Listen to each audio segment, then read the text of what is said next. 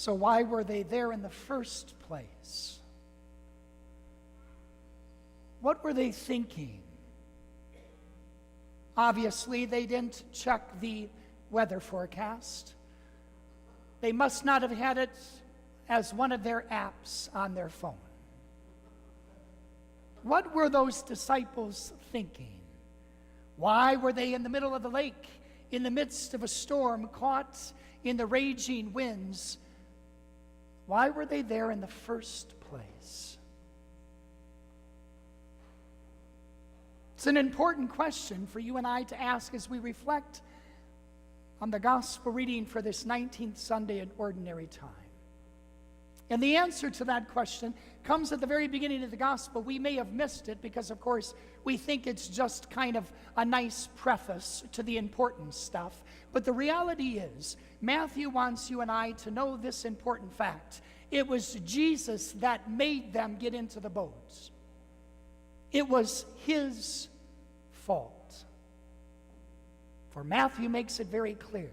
After he fed the multitudes, so this comes right after the multiplication of loaves and fish in Matthew's gospel, why Matthew then makes it very clear through the voice and the mouth of Jesus Christ. He says to the disciples, get into the boat and get to the other side. That's why they were in the midst of the storm that surrounded them, deathly afraid. Afraid of the winds, afraid of the storm, afraid of the noise, no doubt, that it was creating. It's about the other side. That's the reason why they find themselves where they are. And I would contend that this gospel reading perhaps has never been more important than it is for you and I, given the times in which you and I find ourselves living. Because we've lost, it seems, as a society and as a country, we've lost sight of the fact that there is the other side. And the other side has something to say. And we need to go there. And when I speak about this, I just don't speak about our politicians needing to recognize that there is the other side.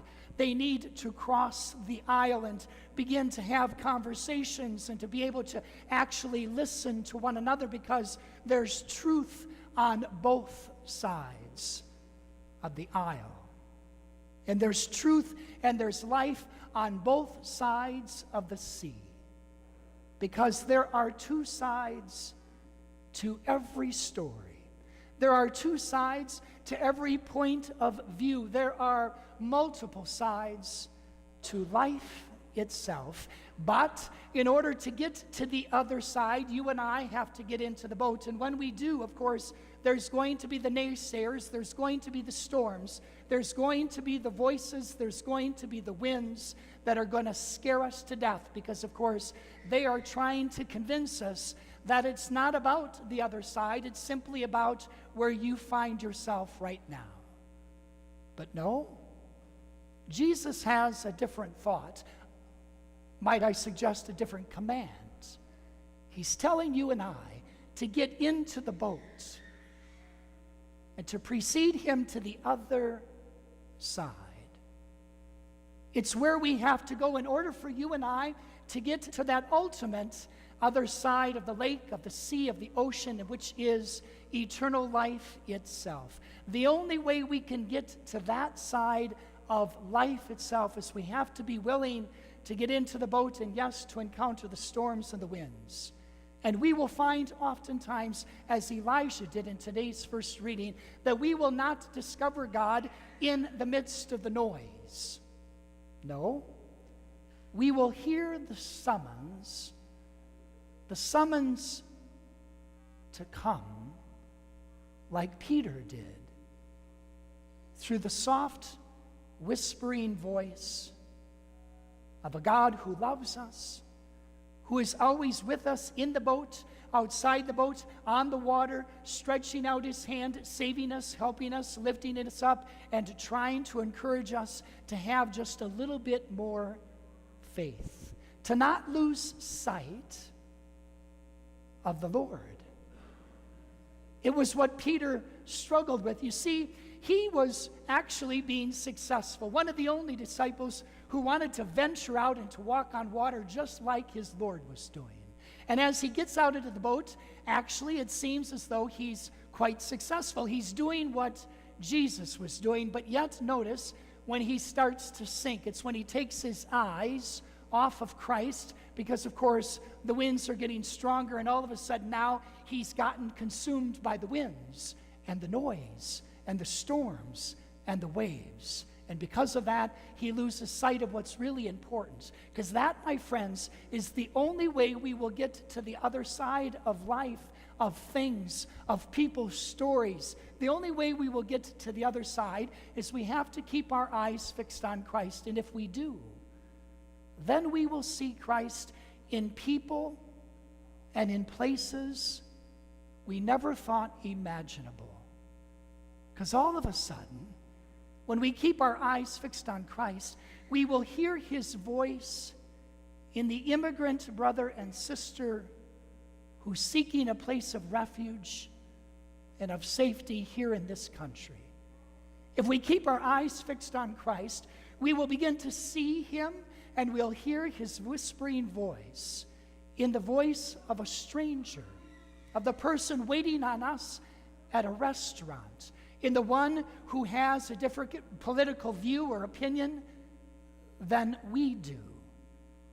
But the key is we have to keep our eyes, our focus, our attention on Christ in the midst of the storms, in the midst of the naysayers, in the midst of the wind, in the midst of the waves, in the midst of this life, as crazy as can get for you and I. Because if we keep our eyes fixed on Christ, no matter what the storms might come our way, no matter how much we might begin to doubt that there's any hope for this world in which we live, that there's any hope for peace, for reconciliation, for understanding, for compassion, all of a sudden we begin to lose hope. But if we keep our eyes fixed on Christ, and if we keep saying like Peter does, Lord, help me, save me, guide me, open my ears so that I might hear.